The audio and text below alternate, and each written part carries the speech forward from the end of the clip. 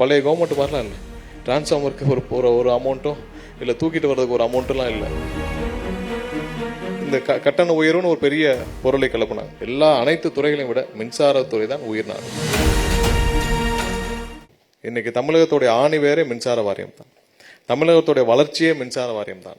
உங்களை நம்பி தான் இன்னைக்கு கோடிக்கணக்கான மக்கள் இருக்கிறாங்க. ஒவ்வொரு நாளும் இப்ப நம்ம இங்க இருக்கிற இன்னைக்கு 700 பேர் ப்ரொமோஷனா இருக்கீங்க. ஓவரால எல்லா பிளாக் லெவல்லையும் எல்லா லெவல்லையும் கண்டிப்பா இன்னைக்கு உங்களுடைய கட்டுப்பாட்டில் தான் எல்லாமே இருக்கும். இன்னைக்கு இருக்கிற உங்களுடைய கட்டுப்பாட்டில் தான் எல்லாமே இருக்கும். அங்க ஒவ்வொரு நாளும் மக்கள் படுற கஷ்டத்திற்கு நம்ம தான் விடை சொல்லணும். அந்த ஒரு இது கொடுத்தா, ஒரு அஷூரன்ஸ் கொடுத்தா போதும். உங்களுக்கு தேவையானவற்றை இந்த அரசாங்கம், இந்த அரசு, முதல்வர் கண்டிப்பா ஒவ்வொரு நாளும் செய்வார். பட் மக்களுக்கு தேவையான விஷயத்தை நீங்கள் அனைவரும் முன்னின்று செய்ய வேண்டும். அவ்வளவுதான். நீங்க எவ்வளவு பேர் என்கிட்ட வந்து பாத்தீங்க, ஒவ்வொரு நாளும் உங்களுக்கு பதில் சொல்ல கடமைப்பட்டிருக்கேன். அதனால நான் சொன்னேன். அதே தான் மக்கள் உங்களை வந்து பார்ப்பாங்க. ஏன்னா நமக்கு அவங்களுக்கு ஒரு ப்ரெஷர் இருக்குல்ல. இப்போ அவங்க வீட்டில் கரண்ட் இல்லை, 5 மணி நேரம் இல்லை, எனக்கு அவ்வளோ ஃபோன் வருது நைட்டு 1 மணிக்கெலாம். அவங்க வீட்டில் கரண்ட் இல்லை, அவங்க என்ன செய்வாங்க? ஒரு 5 மணி நேரம் 6 மணி நேரம், இன்னைக்கு எல்லா வீட்லையும் இருக்கிற பிரச்சனை தானே. ஸோ 5 மணி நேரம் கரண்ட் இல்லை, நேராக வர்றாங்க, சப்ஸ்டேஷனில் வந்து பார்க்குறாங்க, அவங்களுடைய கோவத்தை கொட்டுறாங்க. யாரையும் எதுவும் செய்ய முடியாது. பட் அதை பதில் சொல்ல வேண்டிய கடமை நமக்கு இருக்கு. நான் உங்க எல்லாருக்கும் நான் பதில் சொல்ல மாதிரி நீங்களும் மக்களுக்கு பதில் சொல்ல வேண்டிய கடமை இருக்கு. கண்டிப்பாக அதை நீங்கள் பொறுமையாக செய்ய வேண்டும் இருக்கு. ஏன்னா அந்த இடத்துல நீங்களும் உங்களுடைய ப்ரெஷர் கொடுங்க. நீங்க வந்து என்கிட்ட பேசுறப்ப நான் என்ன செய்ய முடியும்? நீங்க போய் அங்கே கேளுங்க, இங்கே கேளுங்க, கோர்ட் ஆர்டர் இருக்கு அப்படின்னு சொல்றது மற்ற கவர்மெண்ட் அப்படிதான் சொல்லியிருப்பாங்க. அது சொல்றதுக்கு எனக்கு ஒரு நிமிஷம் ஆகுது. பட் அது என்னுடைய கடமை. ஏன்னா இங்க இருக்கிற நிர்வாகிகள், இங்க இருக்கிற ஊழியர்கள், உங்களுக்கு பதில் சொல்ல வேண்டிய கடமை எங்களுக்கு இருக்கு. இதே மாதிரி பொதுமக்கள் எல்லாருக்கும் இருக்கு. அதே தான் நீங்களும். இங்க இருக்கிற ஊழியர்கள், எல்லா லெவல்ல இருக்கிற ஊழியர்கள், கேங்மேன் வரைக்கும் எல்லாருக்கும் உங்களுக்கான அங்கீகாரத்தை இந்த அரசாங்கம் கொடுக்கும். ஆனால் மக்களுக்கான வேலையை நம்ம கரெக்டா செய்யணும். அதற்கு மட்டும் நீங்க உறுதி கொடுத்தால் போதும். மற்ற விஷயம்லாம் தாளா நடக்கும். இந்த கட்டண உயர்வுன்னு ஒரு பெரிய பொருளை கிளப்பினாங்க. நம்ம டெய்லி வேலிடேட் பண்ணிட்டு இருக்கோம். இது வரைக்கும் 20,000 பேருக்கு மேல வேலிடேட் பண்ணிருக்கோம். அதுல அதிகபட்சம் 150 பேர் 200 பேருக்கு தான் மிஸ் மேட்ச் இருக்கு.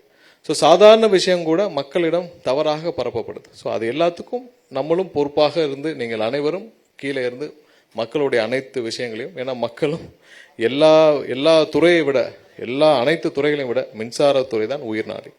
அதுதான் ஒவ்வொரு நிமிஷமும் மக்களை நேரடியாக பாதிக்கும் விஷயம். ஸோ மக்கள் உங்களை நோக்கி வந்தால் பொறுமையாக, நிதானமாக பதில் சொல்லி அவர்களுக்கு தேவையானவற்றை செய்து, ஒரே ஒரு வேண்டுகோள், நம்ம ஒவ்வொரு நாளும் எங்கெங்கெல்லாம் லார்ஜ் அவுட்டேஜ் இருக்கோ அதெல்லாம் நம்ம எடுத்துட்டு நம்ம பப்ளிஷ் பண்ணிட்டே வரோம். இப்போ நீங்க 700 பேர் உதவி பொறியாளர் இருக்கீங்க. இது போக எல்லா பிளாக் லெவல் எல்லாரும் இருப்பீங்க. நிறைய பேர் இதை கேட்டுட்டு இருப்பீங்க. எங்கெல்லாம் 15 நிமிஷத்துக்கு மேல அவுட்டேஜ் இருக்கோ உடனே உங்க சிஇ மூலியமாக நம்ம தலைமை அலுவலகத்துக்கு இன்ஃபார்ம் பண்ணணும். ஸோ அதுக்கான சிஸ்டம், வாட்ஸ்அப் குரூப் எல்லாமே கிரியேட் பண்ணிருக்கோம். ஸோ 15 நிமிஷத்துக்கு மேல ஒரு அவுட்டேஜ் இருக்குன்னா கண்டிப்பா நீங்க இன்ஃபார்ம் பண்ணணும். அதற்கான காரணத்தை நம்ம கண்டுபிடிச்சு உடனடியாக நிவர்த்தி செய்யற வேலையை நம்ம துவங்க வேண்டும். எல்லா இடத்துல அதுக்காக தற்காலிக பணியாளர்களை நியமிச்சு வேலை நடந்துட்டு இருக்கு. ஸோ அந்த சிஸ்டமை நம்ம கொண்டு வரணும். எங்கேயுமே 1/4 மணி நேரத்துக்கு மேல, 15 நிமிஷத்துக்கு மேல எங்கேயாவது அவுட்டேஜஸ் இருந்துச்சுன்னா கண்டிப்பா நம்ம முதன்மையாக இறங்கி நம்ம அப்டேட் பண்ணணும். ஏன்னா அதுல ஒவ்வொரு ஊர்லயும் ஆயிரக்கணக்கான மக்கள் கஷ்டப்படுறாங்க.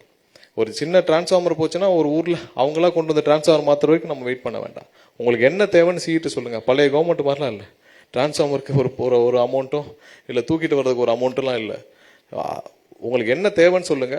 கண்டிப்பா இங்க இருந்து எல்லாம் செய்யப்படும். மக்கள் எங்கேயும் பாதிக்காத வகையில் உங்களுக்கு என்ன வேண்டுமானாலும், அதாவது மக்களுக்கு அங்க இருக்கிற அவுட்டேஜஸை சார்ட் அவுட் பண்றதுக்கு என்ன உதவி வேண்டும்னாலும், என்ன வேண்டாலும், எப்போ வேணாலும் என்கிட்டயும் தொடர்பு கொள்ளலாம். ஸோ அதனால யாரும் வெயிட் பண்ண வேண்டாம். நம்ம வந்து மீடியாவில் வந்து பப்ளிஷ் பண்ற வரைக்கும் நம்ம பார்த்துட்டு இருக்க வேண்டாம். 15 நிமிஷத்துக்கு மேல எந்த அவுட்டேஜ் இருந்தாலும் உடனடியாக தலைமைக்கு தெரிவிப்படுத்துங்க. நாங்கள் எல்லாம் ஆல்ரெடி ஒரு வாட்ஸ்அப் குரூப் இருந்து 1 மாசமா நாங்கள் எல்லாம் மானிட்டர் பண்ணிட்டு இருக்கோம். எங்கள் கவனத்திற்கு வராமலும் ஒரு சில விஷயங்கள் இருக்கலாம். ஸோ தயவு செஞ்சு 15 நிமிஷத்துக்கு மேல எந்த அவுட்டேஜ்னாலும் நீங்க தெரியப்படுத்துங்க. அந்த 15 நிமிஷத்துக்கு கீழே அனைத்து அவுட்டேஜையும் கொண்டு வரதுக்கான, கண்ட்ரோல் பண்றதுக்கான வேலையை செய்யும். பெரிய அளவுல ஃபெயிலியர்ஸ் இல்லை, பெரிய அளவுல ஃபெயிலியர்ஸ் நம்ம மாற்ற வேணும், கேபிள் எரிஞ்சிச்சு, இல்லை 4-5 போஸ்ட் விழுந்துச்சு, ஹெச்டி லைன் விழுந்துச்சு, அதெல்லாம் அதுக்கான டைம் லைன்ல அண்டர்ஸ்டுட்.